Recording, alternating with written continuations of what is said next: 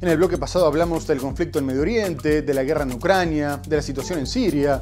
Y en este quisiera comenzar en Corea del Sur, porque la tensión continuó después de la orden de arresto contra el presidente destituido, Yoon Suk-yeol, tras su rechazo a ser interrogado y la decisión de este de no dejarse detener, utilizando a los servicios de seguridad que lo protegían para no permitir la entrada de los policías y los agentes anticorrupción.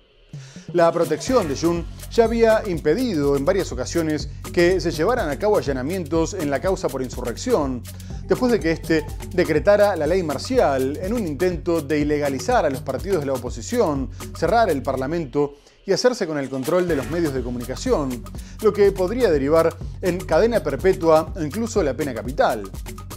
La Oficina de Investigación para Casos de Corrupción de Altos Funcionarios ya había intentado arrestar a Yoon la semana pasada, en un operativo que duró varias horas, pero desistió de hacerlo para resguardar la seguridad de los agentes, ya que se habían concentrado los simpatizantes del líder a las puertas de su residencia y se buscó evitar un enfrentamiento con su seguridad personal.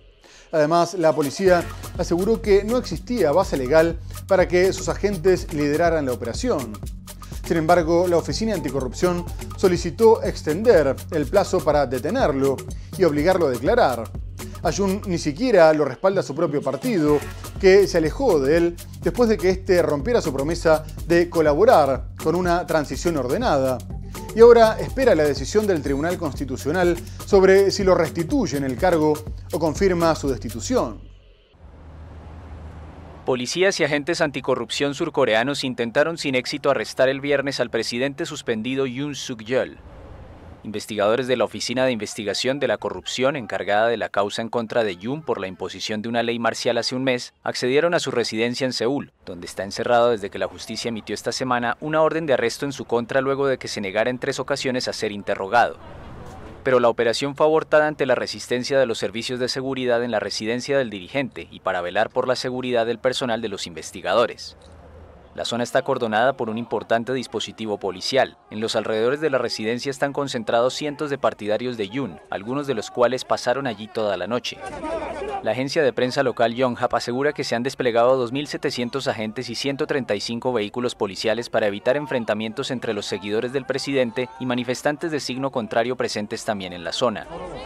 Desde su encierro, Yoon prometió combatir a las autoridades que buscan detenerlo e interrogarlo por haber declarado la ley marcial y haber enviado el ejército a la Asamblea Nacional.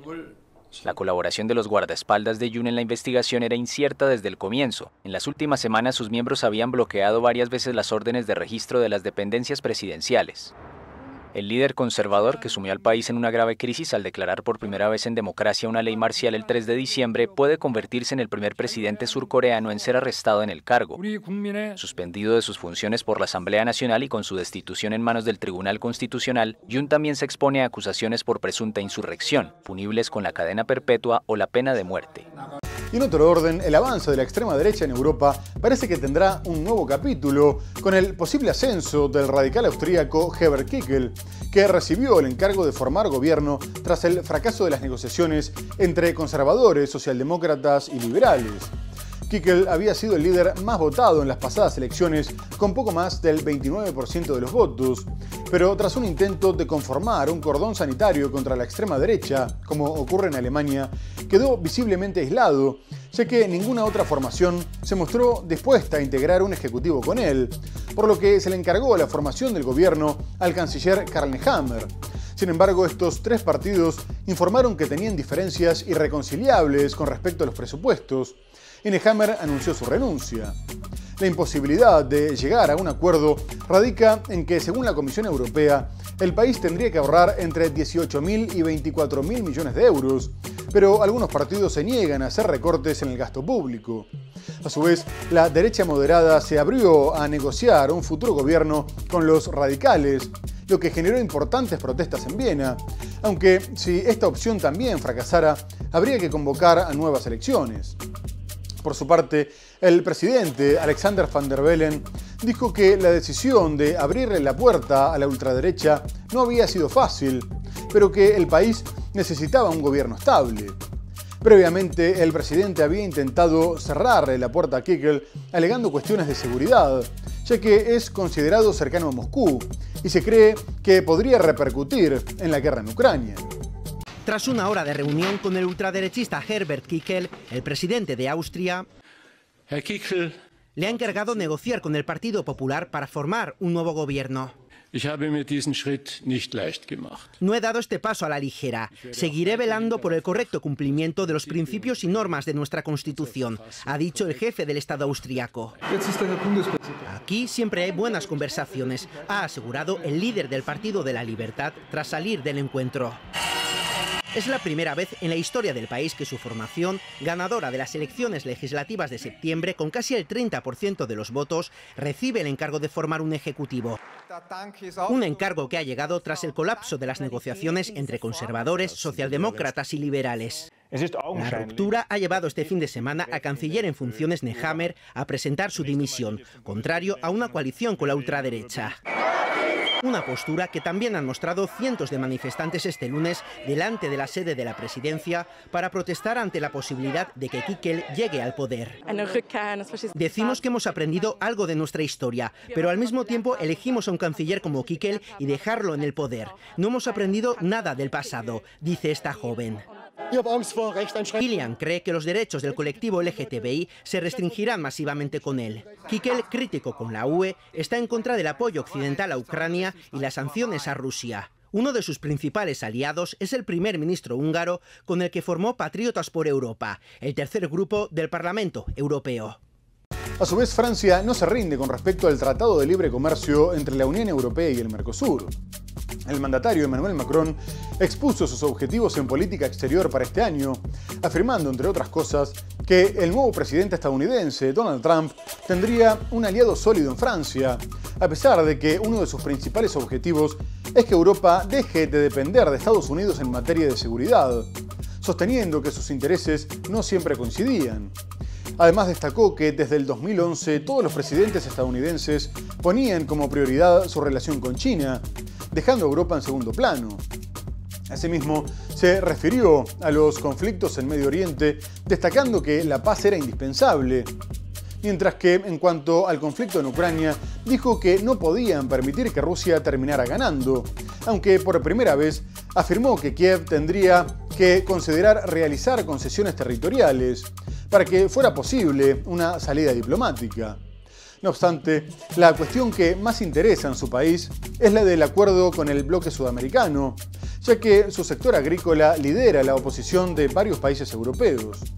Y en este sentido, Macron dijo que el asunto no estaba terminado, a pesar del fuerte apoyo de la Comisión Europea, que destaca la necesidad de buscar nuevos mercados para disminuir la dependencia de China y afrontar una posible guerra comercial con el futuro gobierno de Donald Trump. El presidente destacó que no había ninguna cláusula que permitiera intervenir en caso de que se desestabilizara uno de los mercados, e insistió en que las condiciones para los agricultores de ambos bloques no eran las mismas, por lo que los europeos no podrían competir. El presidente francés Emmanuel Macron aseguró el lunes que el asunto no está terminado en referencia a la conclusión del controvertido acuerdo comercial entre la Unión Europea y los países sudamericanos del Mercosur. La presidenta de la Comisión Europea, Ursula von der Leyen, anunció el 6 de diciembre la conclusión de las negociaciones sobre este acuerdo que aún debe ser ratificado.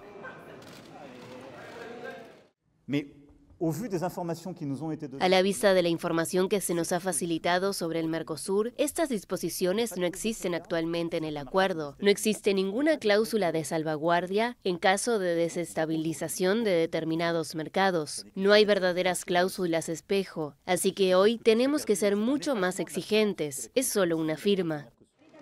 El polémico tratado permitiría a la Unión Europea, que ya es el principal socio comercial del Mercosur, integrado por Argentina, Brasil, Uruguay, Paraguay y Bolivia, exportar más fácilmente sus coches, máquinas y productos farmacéuticos. Y del otro lado, permitiría a los países sudamericanos, incluidos en el acuerdo, Argentina, Brasil, Uruguay y Paraguay, vender a Europa productos como carne, arroz, azúcar, miel y soja. Francia, principal opositor al tratado, lo considera inaceptable y estima que los agricultores del Mercosur deben respetar las normas medioambientales y sanitarias en vigor en la Unión Europea para evitar una competencia desleal.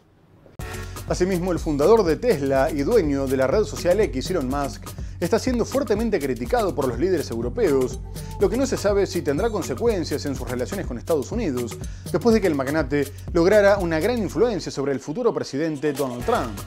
En primer lugar, el canciller alemán Olaf Scholz condenó la injerencia de Musk en los asuntos internos del país, y en particular en las futuras elecciones, después de que apoyara al partido ultraderechista Alternativa para Alemania, que se encuentra en la segunda posición en intención de voto.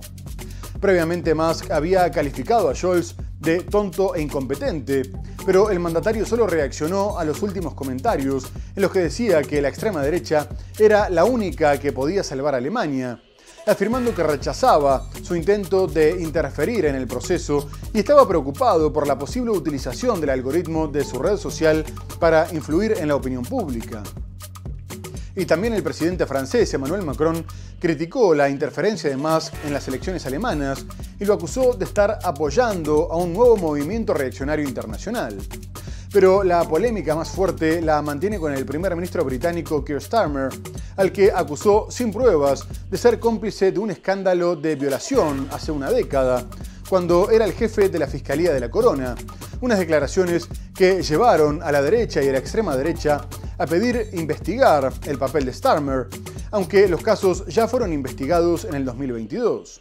A su vez, el mandatario respondió que los que difundían mentiras no estaban interesados en las víctimas, sino en sí mismos. Dirigentes europeos, entre ellos el primer ministro británico Keir Starmer y el presidente francés Emmanuel Macron, se unieron el lunes a las críticas del sábado del canciller alemán Olaf Scholz contra Elon Musk, cuando el multimillonario estadounidense multiplica sus intervenciones en temas de política interna de otros países.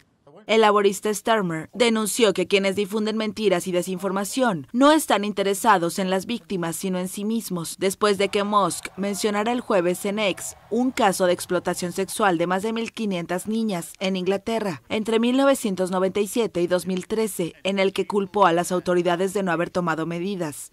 Starmer defendió su trayectoria al frente de la Fiscalía entre 2008 y 2013, afirmando haber reabierto expedientes y presentado las primeras acusaciones contra una red de explotación asiática.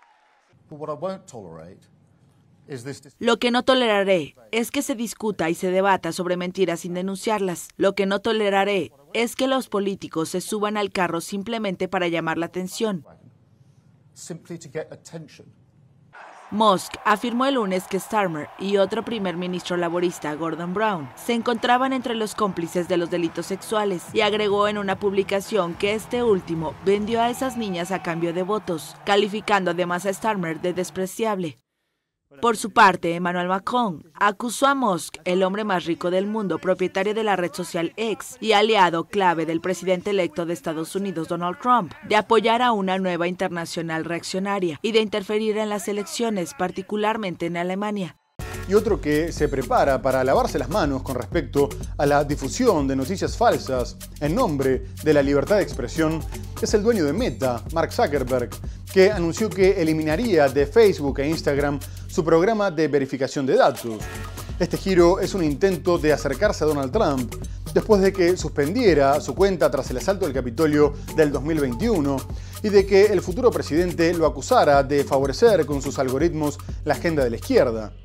Zuckerberg comenzó donando $1 millón a su fondo de investidura como parte de un giro de las grandes tecnológicas para ganarse el favor del futuro gobierno.